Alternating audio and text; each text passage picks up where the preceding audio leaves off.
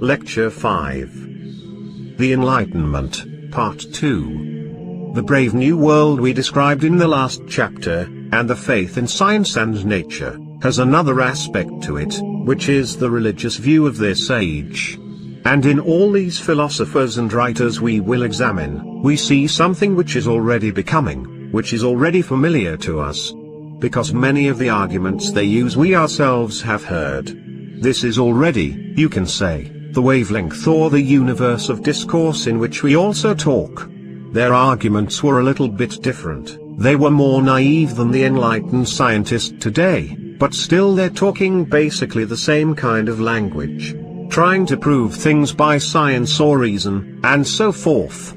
This age of the Newtonian system is also the age of the religion of reason. One can say that in the age of Renaissance and Reformation, Christianity was either neglected or it was boiled down to its essentials, simplified as the Protestants tried to do, but those who believed in Christianity were still keeping somehow onto the past. Already in Thomas Aquinas and Francis of Assisi we saw that the Christianity was becoming quite different, but still the basic content of the faith outwardly was quite similar to traditional Christianity, just that they were changing the whole approach to it, which would lead later on to a change in the content also. But in this new age, the age of enlightenment, we see that the very content of the faith now is being changed, and quite new religious ideas appear.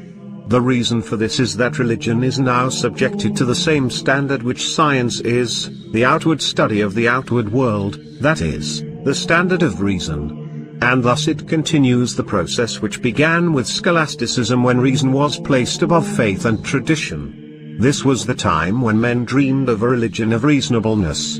We will quote a number of the writers of this time. They all have just a slightly different approach, but in the end have very similar philosophy. For example, Diderot, the great encyclopedist, talks about the getting rid of prejudices in religion. In one of his works he has a speaker tell about the importance of keeping people in bondage to certain prejudices for public good. To this Diderot replies, "What prejudices? If a man once admits the existence of a God, the reality of moral good and evil, the immorality of the soul, future rewards and punishments, what need has he of prejudices? Supposing him initiated in all the mysteries of transubstantiation, consubstantiation, the Trinity, hypostatical union, predestination, incarnation and the rest, will he be any the better citizen?" So obviously the new standard being applied, is a very outward standard. Reasonableness and all these things which seem complicated by Orthodox tradition, the basic doctrines of the faith, now come to seem very too complicated. It doesn't help us to live any better, according to this view, and it's completely irrational. And notice that most of these people retain a few basic faiths, that is, articles of faith like the existence of good and evil, of God, and afterlife. Enlightenment in England, in this period the leadership in the expressing the spirit of the age passes over to England. Because England was the place where after 1689 there was the Edict of Toleration where all religions and all the Christian sects are allowed to exist except for Catholicism and Unitarianism, that is, various kinds of Protestantism, Anglicanism became legal.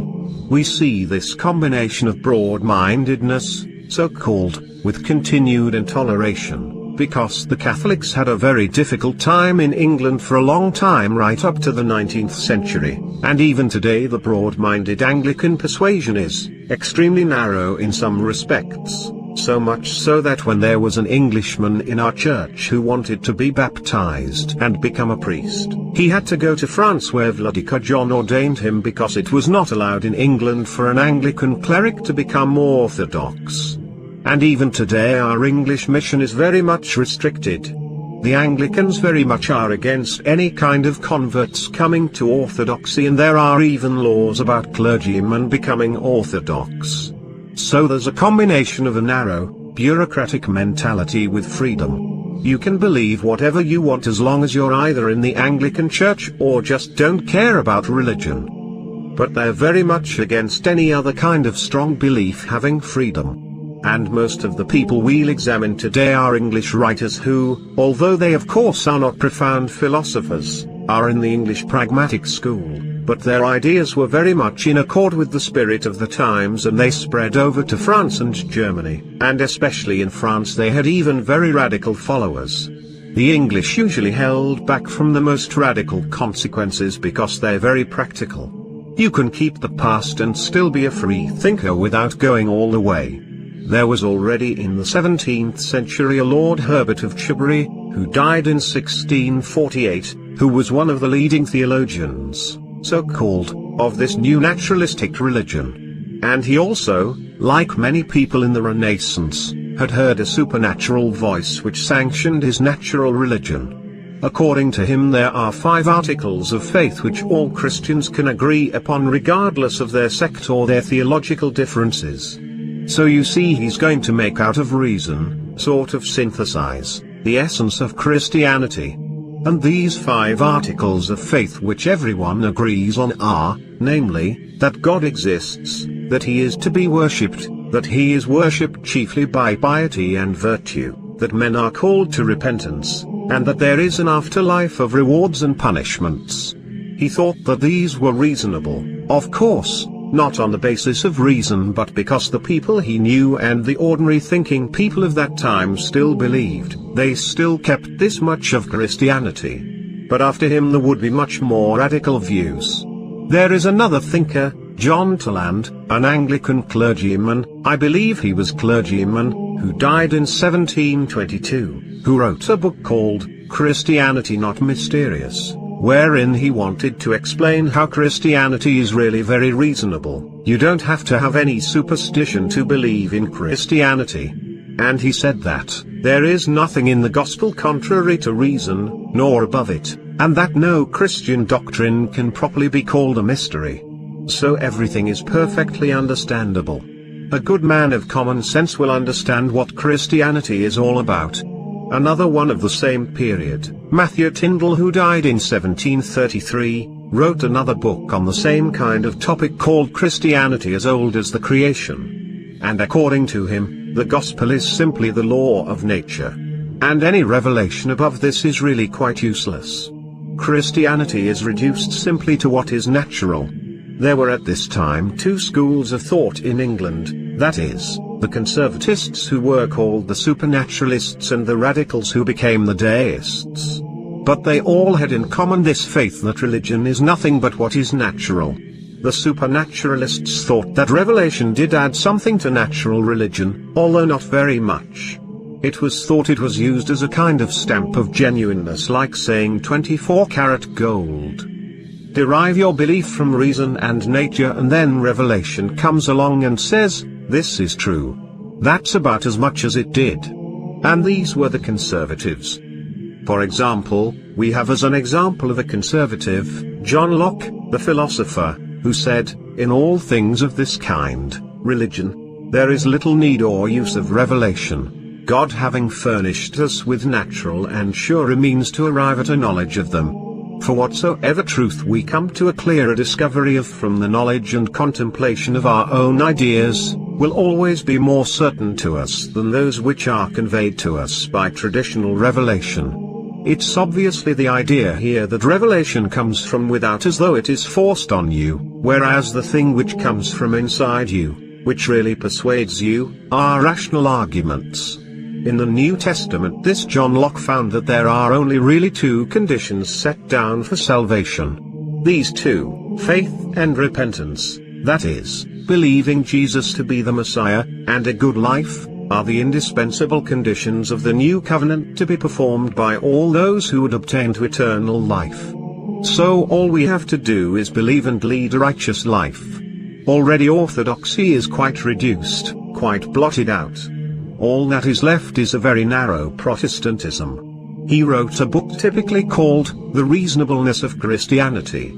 So Christianity became, even with the conservatives, really just a rational philosophical system which appealed to common sense. And those who didn't like this, they didn't have any rational arguments apparently. And so the main rebellions against this rationalism were the lower class movements of Pietism, Methodism and so forth, which based religion on feeling. And among the intellectuals, it seems that only Pascal saw through all this and was very profound in his observations about this religion of reason. He said, if you want to prove religion by reason, you had better not take Christianity, because it's too full of mysteries. You can more easily prove the truth of Islam because it has fewer mysteries. But the movement of reason, once they got started, you can't stop it wherever you please. The scholastics thought that they would accept the whole content of Christianity and simply make it logical. Those after them rejected many of the small points which they were arguing about and said there was a certain essence you could be retained. Then the essence grew smaller and finally they wanted to do away with mysteries altogether. And now we shall see that the idea of religion at all begins to be attacked. Deism, first of all. There was a movement of deism which is perhaps the most typical one of this whole 18th century. The idea of deism is that God exists, but he's quite irrelevant. That is, he creates the world and steps back. And from that time on it has nothing to do with God. Newton himself believed that he couldn't calculate quite everything correctly, as, for instance, the paths of comets and so forth.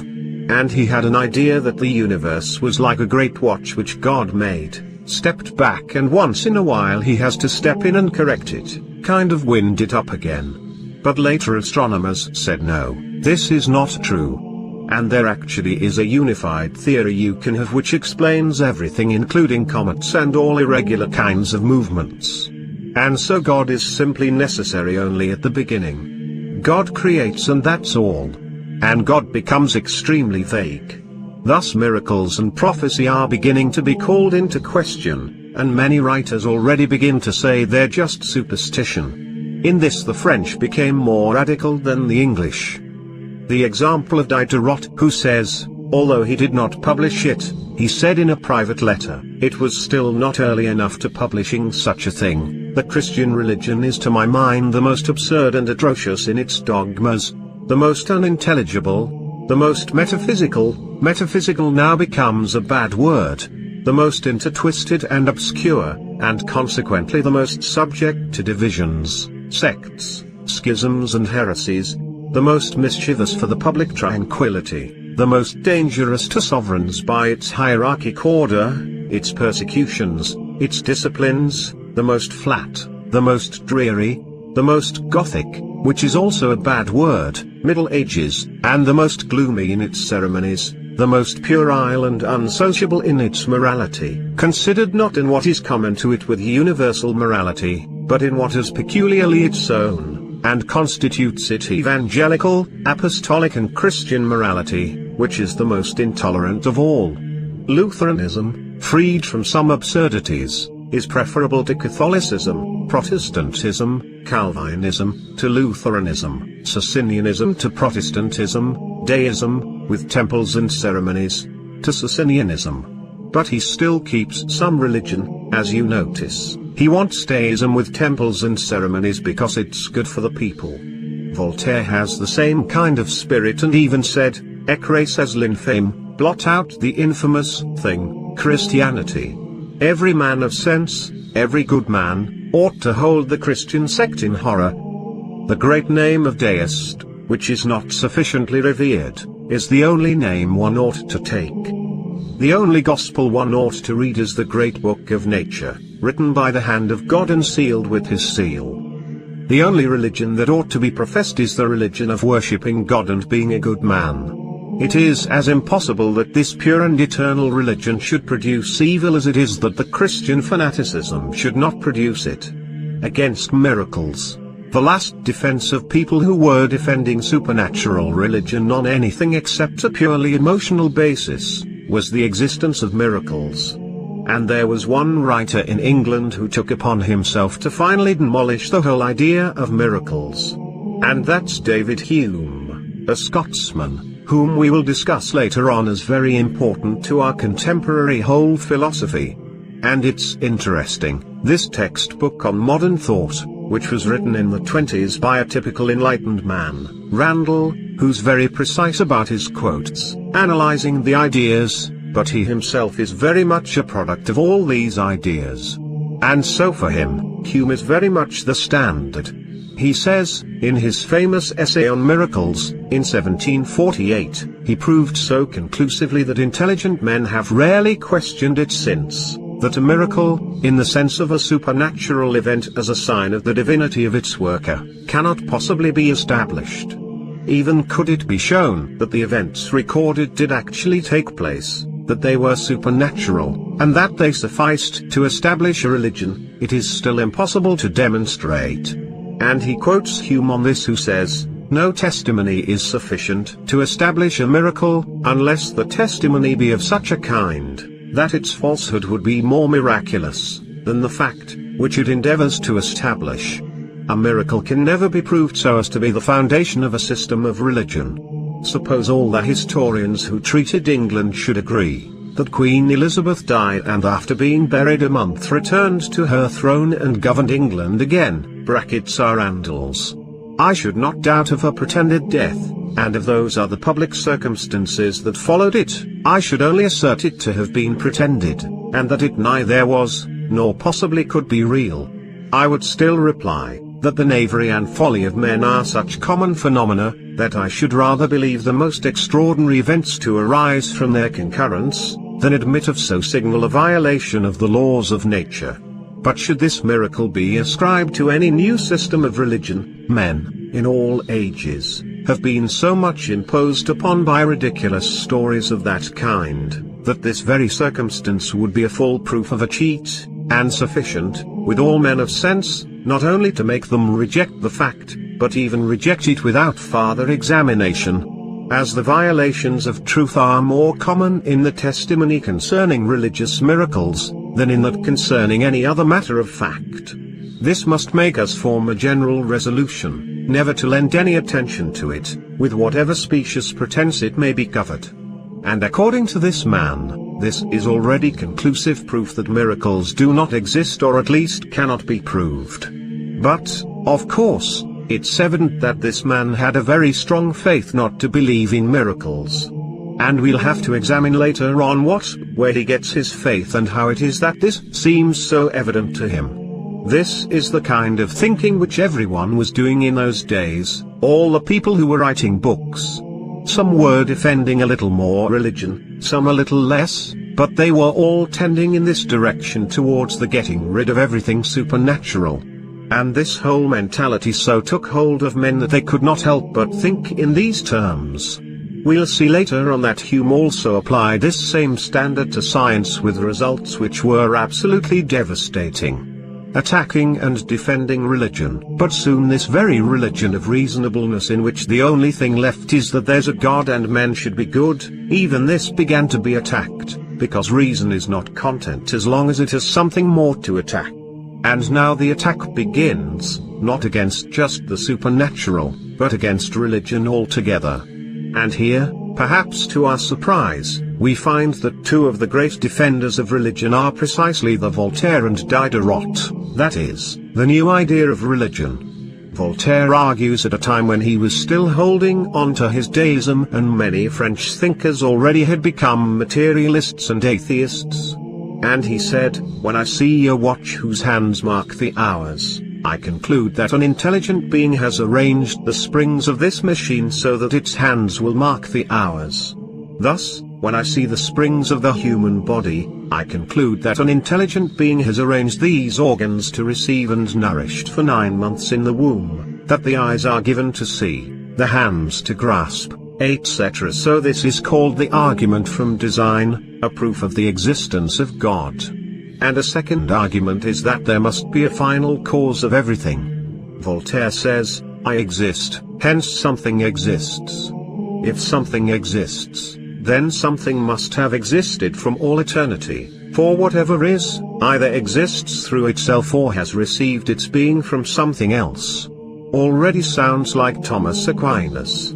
If through itself, it exists of necessity, it has always existed of necessity, it is God. If it has received its being from something else, and that something from a third, that from which the last has received its being must of necessity be God. Intelligence is not essential to matter, for a rock or grain do not think. Whence then have the particles of matter which think and feel receive sensation and thought? It cannot be from themselves, since they think in spite of themselves. It cannot be from matter in general, since thought and sensation do not belong to the essence of matter, hence they must have received these gifts from the hands of a supreme being, intelligent, infinite and the original cause of all beings. You see, he's quite clinging on to the old-fashioned way of things. And he says finally, in the opinion that there is a God, there are difficulties, but in the contrary opinion there are absurdities. And later on good-thinking men with common sense will begin to say that, no, there's no absurdity in thinking that the world evolved itself and so forth. We'll see this in a later lecture on the whole idea of evolution. And Voltaire even believed in the immortality of the soul. On the immortality of the soul Voltaire says, without wanting to deceive men, it can be said we have as much reason to believe in as to deny the immortality of the being that thinks. And of course, here he is not depending upon science, he's speaking on the old beliefs, which the more radical thinkers were already disproving, getting rid of. But already with the materialists and the atheists in this period just before the French Revolution, we begin to come to some of the reasons why the whole Enlightenment worldview was destroyed. But the basic outlook of Enlightenment was optimism, that it's possible to understand what the world was all about. There are no mysteries left. Even Christianity is reasonable. Art and music. Now one note on the art and music of this period. In reading the philosophers and theologians of this period, one finds that they are very much dated, that is, out of date. You read them and you see that, how can people think like that? They're so naive. By reason alone you're going to prove the existence of the soul, or the existence of the afterlife. It's obvious they are believing this on some other basis and not understanding that they believe this out of faith, because on reason alone, what can you believe, if you're left to reason alone? But the music of this period and the art is still very much alive. And you can hear a concert of this music, Baroque music, and it feels, you are very much attuned to it.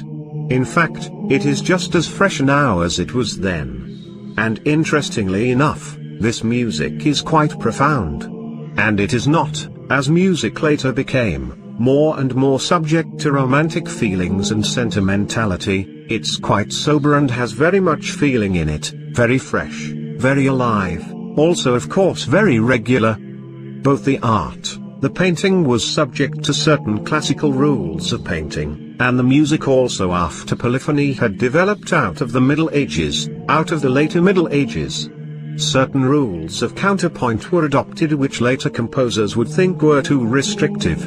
But out of these this sort of a definite, this classical system of musical laws and artistic laws, a very living art came. One man even said this was one of the pinnacles of human achievement. Whether one thinks of Handel or Bach, or David, the English composers Purcell, Burke, or the Italians Corelli, Vivaldi, they're all on the extremely high level. Of course, in Germany also there are others, Schütz also. They wrote both religious music, the passions, various kinds of passions, and cantatas and secular music. This music of course is not spiritual music. Even in the religious music you can see that it is not the same as the Orthodox church services which arouses one to contrition, which has a definite function in one's spiritual life. This is what the Russians call duchovny, that is, music of the soul, the lower part of the soul, not the higher part, which is called the spirit. Thus, this does not have the supreme worth that true Christian art does, whether the icon or the church music, which leads the soul to heaven. This is more, you sit back and you contemplate, relax and enjoy, but kind of thinking about it, although there's some extremely pious music. Bach wrote one piece called I Rejoice on My Death about a person ready to die. And it's obvious he had deep religious feelings. But this music also is not something which should be just thrown out because it is very, extremely refined. And those who are in the world, since they are going to be subjected to art and music of some kind, can't help it. You go into a supermarket and you're subjected to music. You go out in the street and you're subjected to the art, the buildings, the billboards, everything in the streets is the art of our times. And therefore, since one has to be subjected to that, it's better to be subjected to good, refined art than the barbarism which exists today. Later on we'll discuss something about the falling away from this classical age of art, and how you can detect a definite progress the same way that reason was to destroy this faith in the deistic God and the universe that makes sense. The same way the new currents that came in were to destroy the whole classical idea of art and music. But one might also ask a very interesting question of where does the spirit behind this art come from? Because if one reads these philosophers and theologians, one sees that their thought is extremely superficial, that is, some kind of deeper dimension seems to be missing. They're lost, and the further one goes on and the more logical they get, the more one feels they've lost the whole point of what religion is. And obviously this music does not express the philosophy of deism. And the reason why the music can be so profound is obviously because it lived on the basis of the capital of the past, that is, the Christian capital of the past, which is still not exhausted completely. And even Voltaire, who still believes in God and the afterlife, is still living on the basis of the past. There was still left some kind of belief, some kind of traditional values. And music and art still have contact with these sources, although of course they've come far away from the traditional Orthodox art. Later we'll discuss how this modern art fell away from this classic age the same way as modern philosophy did. And now, before beginning the last series of lectures on the modern world which we know, forces which shaped it, we should ask a few questions on how is it that this world view of the Enlightenment collapsed. Because it collapsed very soon. Its philosophy and its theology seems now incredibly naive and narrow. And its art is a kind of golden age which is impossible to go back to. You can play over again these great masterpieces, but you can't. There's no one composing now like that. And there are several reasons, and they all perhaps overlap each other. One is the very thing which Kaifsky talked about, that reason, once it is exalted above faith and tradition, continues and produces its own destruction. The reason which first produced scholasticism then produced the Reformation, because you were criticizing the religion itself, and finally, first it's the Reformation is a criticism of the medieval Catholicism, and then the criticism of Protestantism produces the atheist agnostic philosophers of the 19th century. And after Kaifsky we'll see that it produced the actual suicide of reason. Once one accepts reason as the standard of truth, you have to follow it all the way. And that is why, as we are examining these religious thinkers, we see that one generation holds on to more of the past and thinks that is rational. The next generation subjects that to criticism and holds on to less, but thinks there's still something left. The next generation destroys all that, and thinks there's very little left. And that generation resembles overturns the next one. As long as you believe that reason is capable of giving you truth, you have no argument against it. And that's why there was no one, even the ones who were defending Christianity were arguing on the same rationalistic terms. It's the same thing that Dr. Alexander Kalamiros talks about, that between Orthodoxy and the West there is this gulf, because in the West they are all talking in the same language, the Protestants, Catholics, sectarians, atheists, it's all the same language. They're all used to taking reason as the standard, even when they do not take it all the way, because they're scared to go too far. Most people, still, they have this rationalistic atmosphere in common. And in that atmosphere you cannot escape. You have to admit that reason is capable of truth, and, therefore, when your enemy has a very good argument, you have to grant that that's true. If it's true, he explains away your faith. But in Orthodoxy, reason has an entirely different function which we'll talk about later. And so we'll see also in one of the next lectures that the history of our world in the last 200 years is a continuation of a kind of dialectical process whereby reason overthrows everything in the past and finally destroys itself. That is, reason must destroy itself once it is given the license to be the standard of truth. That's why this Enlightenment age seems now so naive. Another reason which acted for the overthrowing of this worldview is that the loss of the whole spiritual tradition and spiritual experience, which we can see by the very fact that reason is made the standard, which means they lost the spiritual tradition. This loss made men actually helpless before the negative criticism of reason, which you see in Voltaire, being very pathetic in his defense of some small part of the old tradition. And also made them unaware of non-rational influences which actually act upon the rationalists themselves. Later on people will become more aware of this, and that's when reason actually destroys itself, in our own time. And also they did not see when demonic powers intervened because they don't believe anymore in demons. These people weren't even arguing for the existence of demons anymore. So this is why we discussed earlier some of the undercurrents of Chiliasm and the mystical view of science. It's obvious that there are many forces under the surface, irrational forces which dominate one's behavior. And a person who thinks he's very rational, very reasonable, who believes only in reason, obviously has a kind of mystical faith in this reason. And most of them at this time were totally unaware of that. Again, this view of theirs was so one-sided. Once you start reasoning, you do away with all kinds of things which you used to believe in, or would wish to believe in. And you go a lot farther than you would feel like going. And after a while, it's natural that people will say, wait, wasn't there something then, too? And so this very one-sided rationalism led to a revolt against it, which is on the religious level. There was this underground, this pietism and Methodism, and now, beginning also at the end of the period, occultism and the so-called romantic revolt in which everything medieval all of a sudden becomes very attractive because it seems much richer than this narrow Enlightenment philosophy. The experimental ideal in science also had a function similar to that of reason because it is never satisfied. It always wants to test its conclusions and come to new conclusions. So scientific ideals, these theories are constantly changing, and this helped overthrow this scientific synthesis of the time of Newton. Progress, again, the idea of progress which we saw in this period in the earlier part of the period, the idea of the ancient was kept very much alive because of the Renaissance, that the ancients were the ones who were for us the true standard.